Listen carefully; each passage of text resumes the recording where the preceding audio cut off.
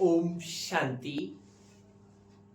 आज पूरे देश में एक आवाज गूंज रही है, जय श्री राम, जय श्री कृष्ण। जगह जगह विराट हिंदू सम्मेलन हो रहे हैं, लाखों लोग इकट्ठे हो रहे हैं। भारत को फिर से अखंड भारत को फिर से विश्व गुरु बनाने की बातें हो रही हैं कि भारत हमारा विश्व गुरु बने। यह दृश्य गर्व पैदा करने वाला है, लेकिन आज एक बहुत बड़ा और बहुत गहरा सवाल हमारे सबके सामने खड़ा है। क्या वास्तव में हम समझते हैं कि हिंदू होना क्या है?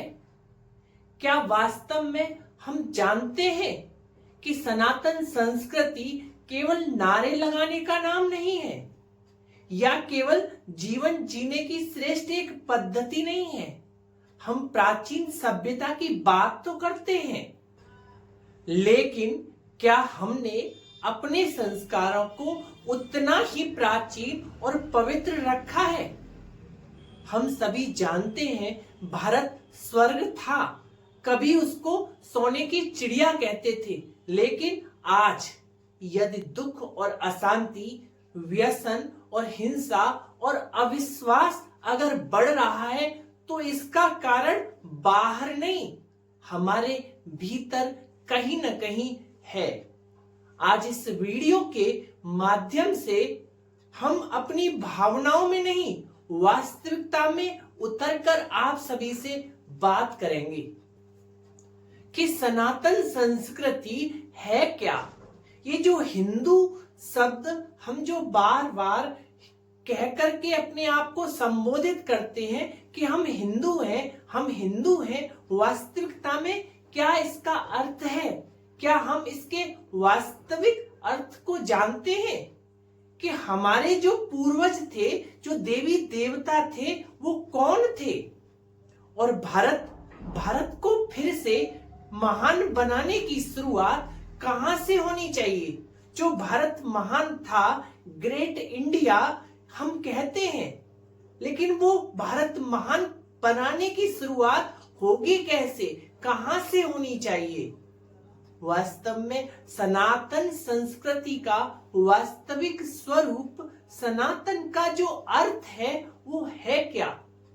इसे आज हम सभी को समझना होगा कि सनातन है क्या, जो न कभी शुरू हुआ और न जो कभी समाप्त होगा। सनातन संस्कृति कोई मात्र धर्म नहीं है, यह आत्मा की जो आत्मा है, इसकी मूल जीवन शैली है, जहां सत्य जीवन का आधार था और अहिंसा हमारी हैबिट थी और प्योरिटी हमारी पावर थी और पीस हमारी आइडेंटिटी थी।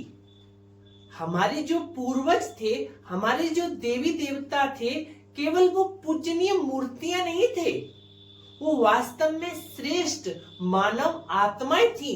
जब भारत स्वर्ग था, जहां सोने की चिड़िया थी, जहां लक्ष्मी नारायण राज्य करते थे, ऐसी वो पावन दुनिया हमारा भारत था, जिन्होंने अपने कर्म, अपने विचार और अपने संस्कारों से इस धरती को स्वर्ग बनाया।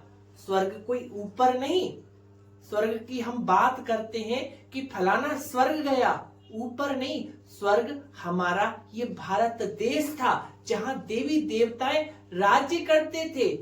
भारत स्वर्ग था, सोने की चिड़िया कहलाता था। एक समय था जब घरों में ताले नहीं लगते थे, रिश्तों में डर नहीं होता था, न्यायालय अस्पतालों की आवश्यकता नहीं पड़ती थी, कोई जुडिशियली में नहीं जाते, कोई बीमार नहीं होता था। ऐसा हमारा भारत अखंड भारत था, क्योंकि वहां मन शुद्ध था, संस्कार वहां पर हमारे दिव्य थे और आत्मा का संबंध उस परमात्मा से जुड़ा हुआ था। इसलिए भारत को कहा गया कि Bharat is the golden world. Bharat सोने की चिड़िया था, अब वह भारत पुनः सोने की चिड़िया कैसे बनेगा?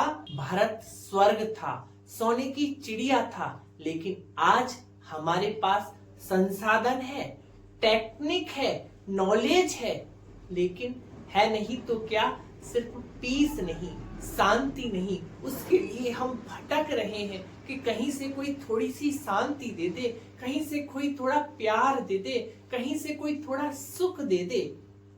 गीत गाते हैं ना हम, आज के इस मानव को क्या हो गया, इसका पुराना प्यार कहां खो गया। वास्तव में हमारी जो आत्मा की जो शक्ति है, आत्मा की जो मूल प्रॉपर्टी है, वो प्यार थी, शांति थी, प्रेम थी, पवित्रता थी। आज वो अदृश्य हो गई, वो हमारे जीवन से चली गई। क्यों? क्योंकि हमने संस्कारों की संपत्ति खो दी। आज की जो वास्तविक समस्या है, आज हम कहते हैं कि देश खराब है, नहीं। समाज खराब है, नहीं। व्यवस्था खराब है, नहीं। न देश खराब है, न समाज खराब है, न व्यवस्था खराब है। लेकिन वास्तविकता में सच्चाई तो यह है कि हमारी जो आत्मा है, उसके संस्कार कमजोर हो गए हैं। आज वर्तमान समय क्रोध हमारा हैबिट बन गया है, हमारा स्वभाव बन गया है, लोभ हमारी नीति बन गई है, अहंकार हमारी पहचान बन गया है, और आज के व्यसन हमारी आदत बन गए हैं। और फिर भी हम कहते हैं मैं हिंदू हूं। बड़ा गहराई का विषय है इसको सोचने का। लेकिन आज सबसे बड़ा प्रश्न जो है वो है कि हिंदू का वास्तविकता में अर्थ क्या है। मैं प्रजापिता ब्रह्मा कुमारी ईश्वरीय विश्वविद्यालय का नियमित विद्यार्थी हूँ, रेगुलर स्टूडेंट हूँ। गॉडली पढ़ाई मैं प्रतिदिन पढ़ता हूँ। ब्रह्मा कुमारी ईश्वरीय विश्वविद्यालय में बाबा हमको बताते हैं, भगवान हमको बताते हैं, हिंदू वह नहीं जो केवल जन्म से हिंदू हो। हिंदू तो वह है जो संस्कारों से हिंदू हो। हिंदू वह है जो हिंसा से दूर रहता हो। हिंदू अर्थात जो कभी हिंसा नहीं करता हो, जो इंद्रियों का दास नहीं स्वामी होता हो। हम कहते हैं मैं अपने मन का मालिक हूं, मेरे मन में जो आएगा वो मैं करूंगा। वास्तविकता में हम मन के मालिक है नहीं। अगर वास्तविकता में जब हम मन के मालिक बन जाएंगे, आत्मा राजा मन को अपने कंट्रोल में चलाएगी, तो हमारा जीवन परिवर्तन हो जाएगा। आज जो इंद्रियों का दास नहीं वो स्वामी होता है, जो नशे और व्यसन से मुक्त होता है, जो हर आत्मा को भाई और बहन समझता है। आज की दुनिया में प्रॉब्लम्स कहाँ है? क्योंकि हम स्त्री और पुरुष के भान में रहते हैं, तो हमारी दृष्टि, हमारी ये जो आंखें क्रिमिनल हो जाती हैं। भगवान हमें बहुत ऊंची सोच देता है कि बच्चे तुम देह नहीं हो, ये शरीर जो है हड्डी मांस का पुतला है, यह तुम्हारा रथ है, तुम आत्मा रथी हो। हर एक को आत्मा भाई समझ के आत्मा से बात करनी है। जो अपने मन को शुद्ध रखता है, हिंदू का अर्थ केवल जयकारा नहीं, केवल जयकारा नहीं कि हिंदू का अर्थ हुआ कि हम जयकारा लगाएं तो हम हिंदू हैं, ऐसा नहीं। इसको समझना होगा। वास्तविकता में हम भारत को विश्व गुरु बनाना चाहते हैं, तो इसकी गहराई में जाना होगा, इसके सागर के तले में जाकर के समझना होगा, इसकी डेप्थ को समझना होगा कि हिंदू है क्या, हिंदू का शब्दार्थ क्या है, हिंदू का भावार्थ क्या है, हिंदू का गुणार्थ क्या है। इसको हमें अच्छे से समझना होगा। केवल जयकारा लगाने से हिंदू नहीं बनेंगे, हिंदुत्व को अपने जीवन में उतारना होगा। प्रॉब्लम्स बाहर नहीं, हमारे भीतर है। हम सोचते हैं अगर सरकार बदल जाए, अगर कानून बदल जाए, देश बदल जाए, तो हम अच्छे हो जाएंगे, हिंदुत्व बढ़ जाएगा, सनातन संस्कृति का परचम लहरा जाएगा। नहीं, पहले पहले स्वयं को बदलना होगा। जब तक मन नहीं बदलेगा तब तक ये भारत देश नहीं बदलेगा। ब्रह्मा कुमारी ईश्वरीय विश्वविद्यालय का एक नारा है, स्व परिवर्तन से राष्ट्र परिवर्तन और राष्ट्र से विश्व परिवर्तन। ये भारत अखंड भारत है, भारत का कभी विनाश नहीं होता। जितनी भी कंट्रीज है सबकी डेट ऑफ बर्थ है, जिसकी डेट ऑफ बर्थ होती है उसकी डेथ ऑफ बर्थ भी होती है। भारत अविनाशी है, अखंड है, लेकिन भारत में रहने वालों की आत्मा जब तक शुद्ध नहीं होगी तब तक समाज शुद्ध नहीं होगा। परिवर्तन का रास्ता चुनना होगा, परिवर्तन को जीवन में लाना होगा।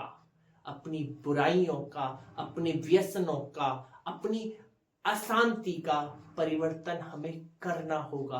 अपनी सोच को पावरफुल, पॉजिटिव बनाना होगा। परिवर्तन का रास्ता अगर ढूंढना चाहते हैं तो ये कहीं बाहर नहीं मिलेगा, ये स्वयं से होकर के गुजरेगा। कैसे करेंगे परिवर्तन? आत्मा तो पावरलेस हो गई है, व्यक्ति के अंदर शक्ति नहीं रही है। चाहता तो है कि मैं गुस्सा नहीं करूं, मैं तनाव में नहीं आऊं, मैं अशांति में नहीं आऊं, मैं चिंता से ग्रसित नहीं हूं, लेकिन ये होगा कैसे? परिवर्तन करने के लिए मुझे आपको यह बताते हुए बेहद खुशी हो रही है कि अगर जीवन में परिवर्तन चाहते हैं, जीवन में सुख चाहते हैं, जीवन में शांति चाहते हैं, जीवन को तनाव मुक्त बनाना चाहते हैं, हिंदू साम्राज्य को स्थापन करना चाहते हैं, सनातन संस्कृति का परचम पूरे विश्व में लहराना चाहते हैं, वो जो आदि है, जो सनातन था, जो देवी देवताओं का जो धर्म था, उस धर्म को पुनः वापस लाना चाहते हैं, तो एक चीज को अपने जीवन में अपनाना होगा। मैं उस चीज की बात कर रहा हूं जिस चीज को, जिस विषय को हमारे प्राचीन ऋषि मुनियों ने अपनाया, जो कंदराओं में चले गई ऋषि मुनि तपस्या करने के लिए, जिसको कहा जाता था प्राचीन राजयोग। मैं आपको कोई कंदराओं में, पर्वत की गुफाओं में जाने के लिए नहीं बोल रहा हूं। मैं तो सिर्फ एक बात कह रहा हूं कि परमात्मा शिव, भोलानाथ, जगत नियंता इस धरा पर दिव्य अवतरित होकर के हमें वो प्राचीन राजयोग सिखा रहे हैं। जो राजयोग से आत्मा का कनेक्शन उस परमात्मा से जुड़ जाए, आत्मा की आइडेंटिटी को पहचान लें, परमात्मा को याद करने का तरीका सीख लें, उससे कनेक्शन जोड़े कैसे ये सीख लें, और अपने जो संस्कार है उनको कैसे दिव्य बनाए। अगर राजयोग जीवन में ले आए तो क्रोध शांत हो जाएगा, जीवन तनाव मुक्त हो जाएगा, खुशियां ही खुशियां जीवन में भर जाएंगी, खुद खुश बन जाएंगे, सुखी बनेंगे, परिवार सुखी बनेगा, मोहल्ला सुखी बनेगा, गांव सुखी बनेगा, देश सुखी बनेगा, राज्य सुखी बनेगा, देश सुखी बनेगा, पूरा विश्व हमारा एक भारत होगा, अखंड भारत, जिसका सपना महात्मा गांधी जी ने देखा था कि भारत में राम राज्य हो। कैसे आएगा वो राम राज्य? जब हम स्वयं बदलेंगे, स्वयं को परिवर्तन करेंगे। हम बदलेंगे तो जग बदलेगा। हम सोचें कि फलाना बदल जाए, वो बदल जाए, ये बदल जाए, तब मैं बदलूं, ऐसा नहीं भाइयों। अगर परिवर्तन करना है तो अपने में, स्वयं में परिवर्तन करना होगा। अगर स्वयं में परिवर्तन करेंगे, राजयोग को जीवन में अपनाएंगे, तो मैं आपको विश्वास के साथ कह सकता हूं कि आपके व्यसन सारे छूट जाएंगे, आपकी रिलेशनशिप सुधर जाएगी, आपकी लाइफ पवित्र बन जाएगी। यह वही शक्ति है जो भारत को फिर से विश्व गुरु बना सकती है। अखंड भारत का सच्चा अर्थ ही वास्तव में है कि अखंड भारत केवल भूगोल का विषय नहीं, अखंड भारत है मन की एकता का।